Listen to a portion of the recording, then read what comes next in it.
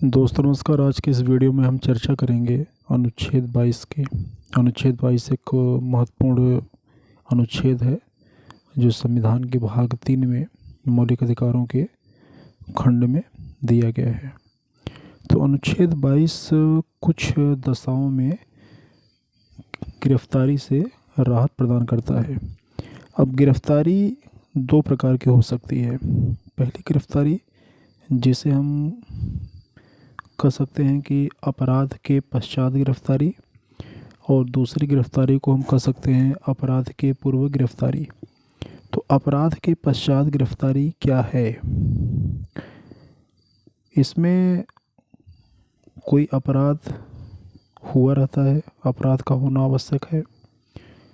इसमें मुकदमा दर्ज होगा, ट्रायल चलेगा और उसके बाद सज़ा होगी। दंड देने के लिए आईपीसी की व्यवस्था है इसमें। और अपराध के पश्चात जो गिरफ्तारी होती है, इसका उद्देश्य होता है कि अपराध के लिए जो व्यक्ति उत्तरदायी है उसको दंड देना। लेकिन अब अपराध के पूर्व गिरफ्तारी का क्या मतलब है? अपराध के पूर्व गिरफ्तारी का तात्पर्य ये है कि अपराध हुआ नहीं है, अपराध होने की आशंका है। मतलब कि पुलिस को यह शंका है, यह कहीं से उसे सुराग है कि इस व्यक्ति के द्वारा अपराध किया जा सकता है। तो अपराध हुआ नहीं है, अपराध की आशंका है, और ऐसी स्थिति में अपराध न हो उस व्यक्ति को गिरफ्तार कर लिया गया है। तो ऐसे में कोई ट्रायल नहीं होगा। अब आप लोगों ने कई कानून सुने होंगे, जैसे मीसा सुना होगा, पोटा सुना होगा, टाडा सुना होगा, रासुका सुना होगा। तो ये सब जो कानून है इसी के अंतर्गत आते हैं। इसका उद्देश्य क्या है?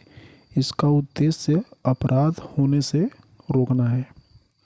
पहले वाले में अपराध हो चुका है, व्यक्ति को दंडित करना है। दूसरे का उद्देश्य है अपराध नहीं होने देना, अपराध होने से रोकना। तो जो व्यक्ति अपराध करने वाला है उसी को हम गिरफ्तार कर लें तो अपराध नहीं होगा। अब इसको ज़रा हम विस्तृत रूप से अगर हम देखें तो अनुच्छेद 22 का भाग 1, इसमें क्या है? इसमें अपराध के पश्चात गिरफ्तारी। तो इसमें होता क्या है कि सामान्य कानून के अंतर्गत जिस व्यक्ति को हम गिरफ्तार करते हैं उस व्यक्ति के कुछ अधिकार हैं। पहला अधिकार उसका क्या है कि उसे गिरफ्तारी का कारण बताना होगा। यदि पुलिस को यह शंका है कि मैंने चोरी किया है तो मुझे गिरफ्तार करने से पहले उसे कारण बताना होगा कि आपको क्यों गिरफ्तार किया जा रहा है। आपने चोरी की है, आपने क्या किया है, उन्हें बताना पड़ेगा। दूसरा जो अधिकार है वो ये है कि किसी विधि व्यवसायी या विशेषज्ञ से परामर्श या बचाव का अधिकार। मतलब उसे अपने मनपसंद के वकील से, मनपसंद के अधिवक्ता से मिलने का अधिकार होगा, परामर्श का अधिकार होगा तथा अपने बचाव का अधिकार होगा। तीसरा अधिकार ये है कि गिरफ्तारी के 24 घंटे के अंदर रिहा करने का अधिकार। मतलब गिरफ्तारी के 24 घंटे के अंदर उस व्यक्ति को यदि मजिस्ट्रेट के सामने पेश नहीं किया गया तो फिर उसे रिहा करना पड़ेगा। इस 24 घंटे में यात्रा का समय नहीं जोड़ा जाएगा। मान लीजिए हमने किसी को महाराष्ट्र से गिरफ्तार किया और लखनऊ में पेश करना है, तो महाराष्ट्र से लखनऊ आने जाने में ही 24 घंटे से ज़्यादा समय हो जाएगा। तो ऐसी स्थिति नहीं है कि 24 घंटे हो गए अब आप हमको इलाहाबाद में उतार दीजिए, ऐसा नहीं होगा। यात्रा का समय उसमें नहीं जोड़ा जाएगा। और ये जो सारे अधिकार हैं, ये जो सारी व्यवस्था है, यह केवल आपराधिक तथा अर्ध आपराधिक कृत्य पर ही लागू होंगे। सिविल मामले में इसमें कोई संरक्षण नहीं मिलेगा। मतलब कि अपराध दो प्रकार के होंगे। एक अपराध जिसे हम सामान्य भाषा में जो है क्रिमिनल केस बोलते हैं और एक को हम सिविल केस बोलते हैं। तो जो सिविल मामला होगा उसमें यह किसी प्रकार का इस प्रकार का कोई संरक्षण हमें प्राप्त नहीं होगा। अब अगर हम अनुच्छेद 22 के दूसरे भाग की बात करें तो इसमें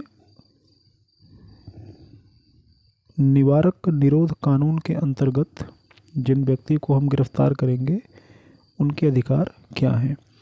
निवारक निरोध कानून का तात्पर्य यह है कि ऐसे कानून जो व्यक्ति को अपराध करने से रोकते हैं, अपराध न हो इसके लिए उस व्यक्ति को हमने उस कानून के अंतर्गत गिरफ्तार कर लिया है।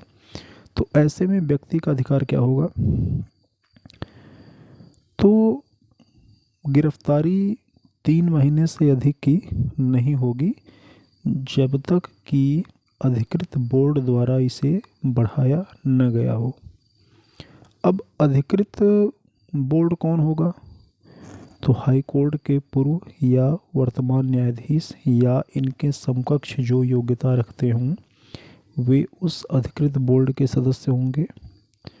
उनके द्वारा यदि गिरफ्तारी को बढ़ाया गया है तो 3 महीने के बाद भी वे गिरफ्तार रहेंगे, वे पुलिस कस्टडी में रहेंगे। यदि नहीं बढ़ाया गया है तो 3 महीने से अधिक उन्हें गिरफ्तार करके नहीं रखा जा सकता। लेकिन 44वें संविधान संशोधन 1978 के द्वारा इस अवधि को 3 महीने से घटा के 2 महीने किया गया, हालांकि यह लागू नहीं हो सका। इसमें गिरफ्तार व्यक्ति को कारण जानने का अधिकार तो है, लेकिन इसके साथ एक समस्या है।